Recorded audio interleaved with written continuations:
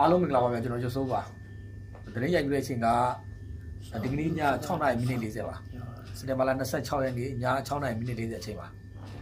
ဒီကနေ့တော့ကျွန်တော်ကြောင်မဲမြို့အခြေအနေနဲ့ပတ်သက်ပြီးတင်ပြပေးကြတော့ပါဒီကနေ့ညနေပိုင်းမှာတပ်မတော်ကကြောင်မဲမြို့အနီးမှာတည်ရှိတဲ့စခန်းသာကြီးရွာကိုတပ်မတော်ကရရှိသွားပြီစခန်းသာကြီးရွာကရဲ့အရေးပါမှုက TNL က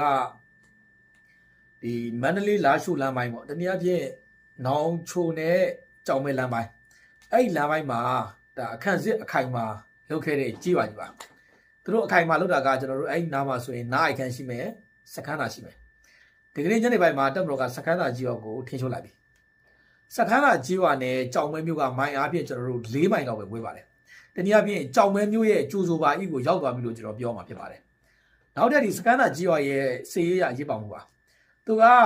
ဒီစခန်းသာကြီးရွာကနေပြီးတော့ကျွန်တော်တို့မန္တလေးလာရှိုးလမ်းတိုင်းကြောင်မဲတွေကိုမဝင်မဲနဲ့စခန်းသာကြီးကကျွန်တော်ကွင်းလန်းလေးရှိတယ်ကွင်းလန်းကနေပြီးတော့ကျွန်တော်တို့ဒီကြောင်မဲမျိုးကိုရှောင်းတဲ့လမ်းရှိတယ်အဲ့ဒီကနေကျွန်တော်ဆက်တက်သွားမယ်ဆိုရင်ကြောင်မဲမိုးကုတ်လမ်းပိုင်းကိုရောက်တယ်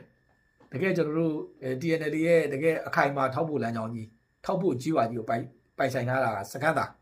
အဲ့ဒီနေရာကိုတပ်မတော်ကရရှိခဲ့တာလက်ရှိဒီတပ်မတော်ကစခန်းသာကြီးဝါနဲ့ကြောင်မဲကကျွန်တော်မိုင်အားဖြင့်4မိုင်လောက်ပဲဝေးတယ်အဲ့တော့တပ်မတော်ကကြောင်မဲမျိုးကိုရရှိသွားပြီဆိုတော့ကျွန်တော်နောက်ထပ်တီဘောပါတီဘောရသွားပြီဆိုတော့ကျွန်တော်တို့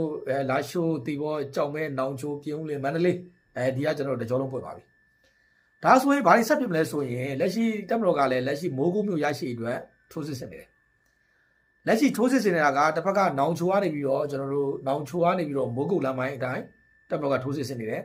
နောက်ထပ်လမ်းကြောင်းကတော့ကျွန်တော်တပိန်ကြီးကနေပြီးတော့မိုးကုတ်ဘက်ကိုတက်ဖို့အတွက်တပ်မတော်ထိုးစစ်ဆင်နေတယ်အဲ့မှာလမ်းပိုင်းနှစ်ကြောင်းပါနောက်ထပ်တစ်ကြောင်းထပ်ပွင့်သွားတာကလက်ရှိတပ်မတော်ကစကန်းသားကိုရရှိလိုက်တဲ့အတွက်စခန်းသားကနေပြီးတော့ကျွန်တော်တို့ဒါကြောင်မဲမိုးကုတ်လမ်းပိုင်းတိုင်းတပ်မတော်ကနောက်တဲ့စစ်ကြောင်း3ကြောင်းပေါ့ဗျာစုစုပေါင်းကျွန်တော်တို့မိုးကုတ်မြို့ရောက်ဖို့အတွက်တပ်မတော်ကပင်မစစ်ကြောင်း3ကြောင်းနဲ့ထိုးစစ်ဆင်တာဖြစ်လာနိုင်ပါတယ်နောက်တဲ့အခြေအနေတခုကြောင်မဲပါအဲ့တော့တပ်မတော်ကတော့လက်ရှိဒီကြောင်မဲမြို့အနီးကိုရောက်သွားပြီအဲ့တော့နောက်ရက်ပိုင်းဆိုရင်တပ်မတော်ကကြောင်မဲမြို့တွေကိုကြောင်မဲမြို့ကျိုးစုပိုင်းဆိုင်ဘက်ကိုရောက်ပြီဒါဆိုရင် TNL ကကြောင်မဲမြို့ထဲမှာသူတို့ခုခံပြီးတိုက်ပါလားအဲ့လိုမှမဟုတ်ဘဲနဲ့ကျွန်တော်နောင်ချိုလိုပဲသူတို့ဆုတ်ပြီးတော့ပြေးမှာလားဒီလိုအခြေအနေရှိတယ်ကျွန်တော်တို့သိရတဲ့လောက်ကတော့ဒီနောက်ကြောင်မဲမြို့ပေါ်မှာရှိတဲ့ဒီ TNL ရဲ့ဒီရုံးပိုင်းဆိုင်ရာပေါ့ရုံးပိုင်းဆိုင်ရာတော့ပြီးခဲ့တဲ့9ရက်လောက်တည်းရွှေ့သွားပြီဆိုတော့ TNL ကကျွန်တော်တို့ဒီနောက်ချုံမှာဆိုလဲသူတို့စီမင်းကုန်းတွေလမ်းကုန်းတွေအခွန်တွေလောက်တယ်ဗျအခွန်တွေကောက်တယ်ပြီးရင်ကျွန်တော်တို့